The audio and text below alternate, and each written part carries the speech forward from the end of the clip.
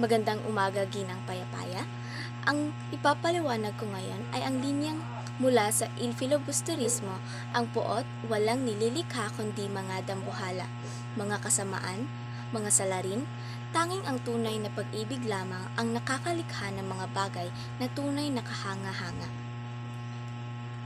Ang linyang ito mula kay Rizal sa Il Filibusterismo ay nagpapahiwatig ng malalim na pagninilay sa mga epekto ng galit at pag-ibig sa lipunan at sa mga indibidwal. Ayon kay Rizal, ang puot ay isang negatibong damdamin na nagbubunga ng kasamaan, pagdurusa at kaguluhan. Sa pamamagitan ng puot, nililikha ang mga dambuhala na maaaring tukuyin bilang malaking suliranin, krimen o mga tao na naging salarin dahil sa galit.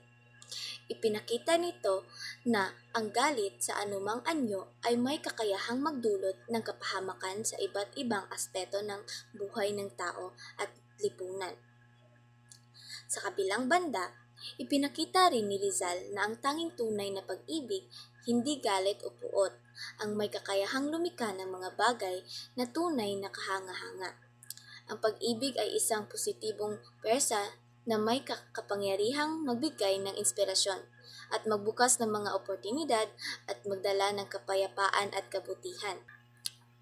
Sa konteksto ng revolusyon at pagbabago, ipinahihiwatig ni Rizal na ang makabuluhang pagbabago ay mas makakamtan sa pamamagitan ng pag-ibig sa bayan, sa kapwa, sa prinsipyo, kaysa sa marahas na paghihiganti o galit. Ang mensahe ni Rizal dito ay mahalagang tandaan lalo na sa mga taong nakikibaka para sa katarungan at pagbabago.